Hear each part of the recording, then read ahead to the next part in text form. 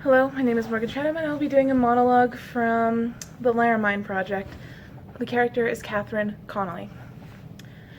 My understanding when I first came here is that I was the first out lesbian or gay faculty member on campus, and that was in 1992, so that wasn't that long ago. I was asked at my interview what my husband did, and so I came out then. Do you want a funny story? When you first get here as a new faculty member, there's all these things you have to do, and so I was in my office and I noticed that this woman called. I was expecting, it was a health insurance phone call, something like that, and so I called her back, and I could hear her. She was working on her keyboard, clicking away, and I said, this is Catherine Connolly returning your phone call, and she said, oh, it's you, and I thought, this is bizarre, and she said, I hear you're gay. I hear you are. And I was like, uh-huh. And she said, I hear you came as a couple. I'm one too. Not a couple, just a person.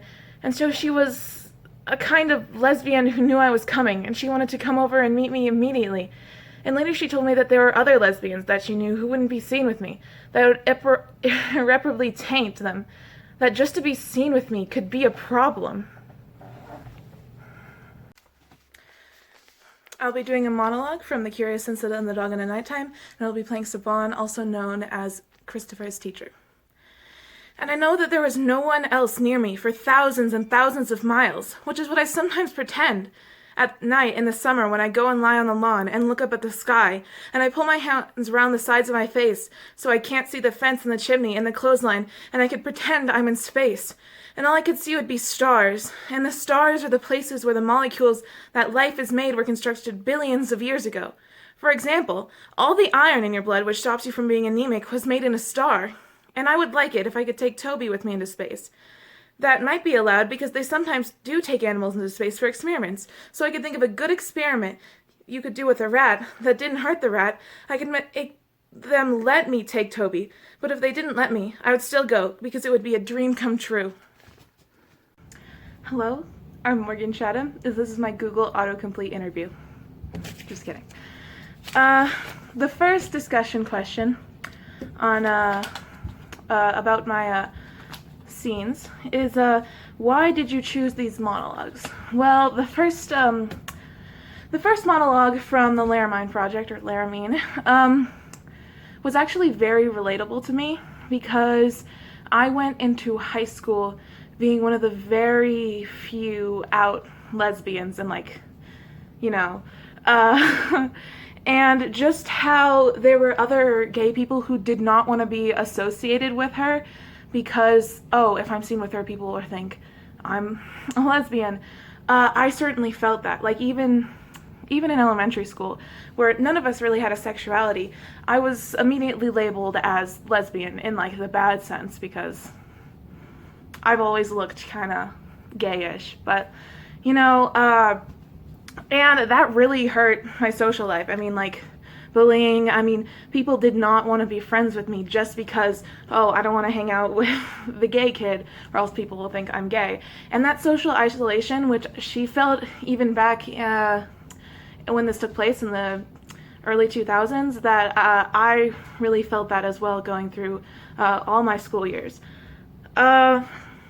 For the second monologue from The Curious Incident of the Dog in the Nighttime, that character was a lot more different for me because, I don't know, she's kind of like a nurturing role. She teaches special ed students, and she's some British, and I won't even pretend to understand what's going on in England. And just I could never be that of a caring person, especially because I don't really have that kind of patience, and just the way she kind of through the play she translates Christopher's words. While I can identify with Christopher's words, she kind of sees it from a different perspective, But I also did find that monologue very beautiful about the stars, and I found myself when I was obsessed with science in middle school, I found myself doing stuff like that. In English, I wrote a poem. We were doing a poetry unit, and I wrote a poem about scientific theory, which, while not the most exciting stuff, was, still came out something like that, except less articulate because I was like 12, Okay, next question. Why did you choose your costumes? Well, I was taking into fact for Christine, brain, I chose a button-down, which I wear in formal settings, but I was thinking 2000s, lesbian, even in a town like Laramie, that is, I feel like, would be typical. It's still kind of feminine because it's buttoned down, but you still feel like there's like a masculinity to it, and I feel like that's a great for like an out lesbian who's still a little bit femme, is what I felt from her.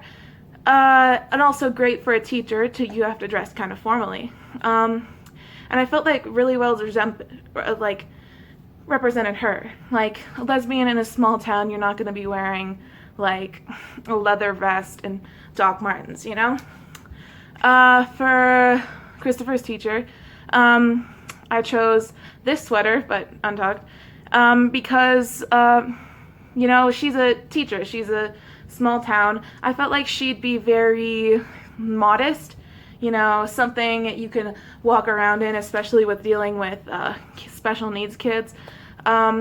Something kind of soft.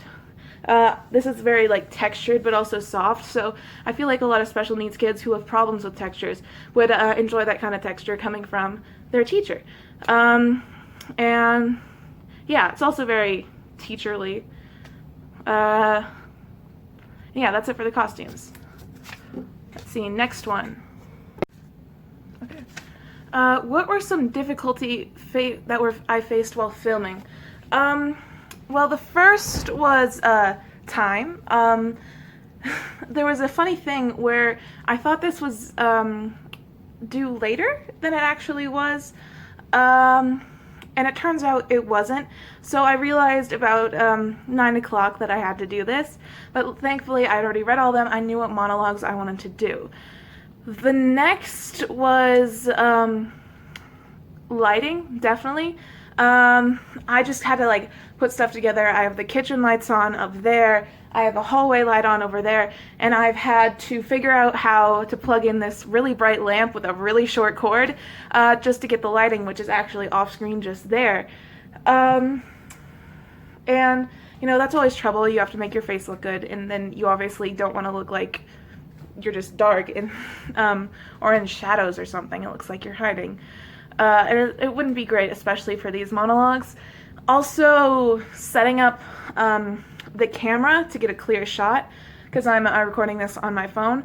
I filmed at my desk first, where I leaned this against a cabinet, and then put 2 decks of Uno cards and tried to balance my phone on top of that, which thankfully stayed while filming the first Alarmine Project monologue. Second, I filmed over there next to a bookcase where I stacked a box of vinyl records on top of another box of vinyl records, then a huge carton of dog food, and 3 huge textbooks from like middle school, which finally got my like head in frame, but it was all the way crooked, so I had to stick a Dr. Seuss book under half of it so the camera wasn't super crooked, which was just praying it did not fall. There was also, while recording this, I do not have space on my phone. It's a Samsung. So while filming this video, actually, for this last question, I ran out of space. So what did I do? I deleted Instagram, which is like 2 gigabytes on my phone. So hopefully it was worth it. But yeah, there was those are the main difficulties. Some of my process, I guess, of why was your process about when performing the monologues? Well, for my first one, I was thinking in the context of a play. This is an interview, so I wanted to look kind of into the camera, but kind of off as I was looking into someone's eye, the person asking me the questions, but I still wanted to be forward, to the camera, as if I'm talking to you, but like, making eye contact. That was kind of important to me because, the Learn Mind Project is not just people doing monologues. She's like a professor, so I sat at a desk. I wanted it to be at least immersive as you can, even though I am currently in my living room. For the second one, I actually read from the its script itself, because in the Curious Incident of the Dog in the Night, at least in the version I watched a couple times, the teacher stood off to the side of the stage and read from Christopher's journal, which I felt was really important, to see that this is not her words, this is Christopher's words. She's just conveying them to the audience. And I felt like in order to really tell the story, you needed to be like reading from it, because that's how it's told in the play. So yeah, I think that covers a lot of the bases.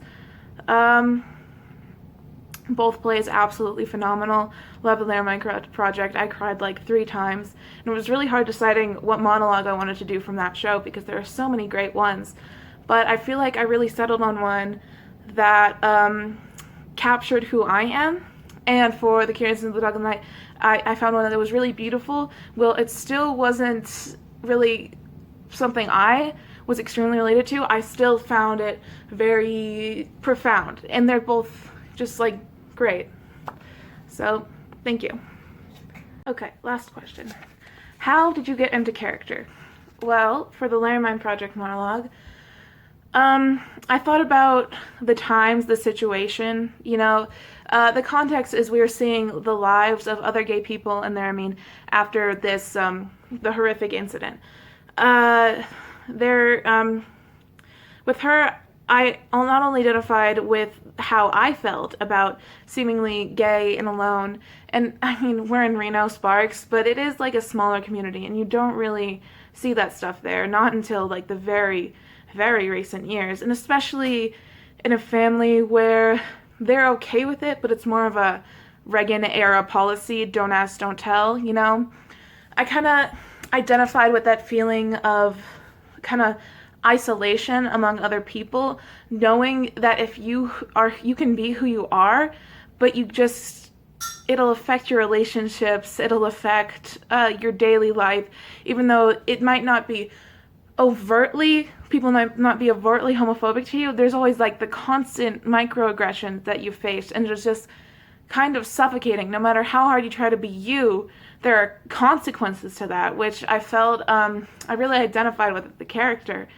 And for the other one, how I got into character with the first one was not only identifying that, think about the time period. I obviously wasn't born at this point, but fresh out of the 90s, gay marriage wasn't legal, or being gay wasn't legalized until 2003. Gay marriage was legalized in 2015. There was probably still an air of like something like choking, like something, fear, which we don't feel as much today. It's still there, but like you could be killed, the consequences are endless to this. And just trying to identify with how you had to culturally adapt even just 10 years ago. So that was how I got into character, just thinking about the era, thinking about the events of how she would have reacted to seeing someone where she thought maybe this could be okay, seeing someone like her, someone in her community, her family, being murdered, of being hate crimed. Of course, there would be a lot of feelings there. For Curious Incident of the Dog in the Night, I was thinking, so this is still pretty modern era, thinking about how this teacher the compassion she must feel, how empathetic she must be, how tolerant she must be to have to deal with the special ed kids. Because, well, there's nothing wrong with those kids. There's a type of sensitivity that it takes, because obviously there can be a lot of autistic meltdowns, there could be a lot of variations that you have to deal with, eating disorders, everything, from top to bottom, Also with like just like, and kind of getting in the head, also thinking about Christopher, how Christopher would tell it and how she would interpret Christopher's words. So you kind of had to think about what Christopher was thinking, as long about how she was thinking and how she reacted while she read the story. So there was a lot of, I was always thinking about that while reading through it. Okay, thank you.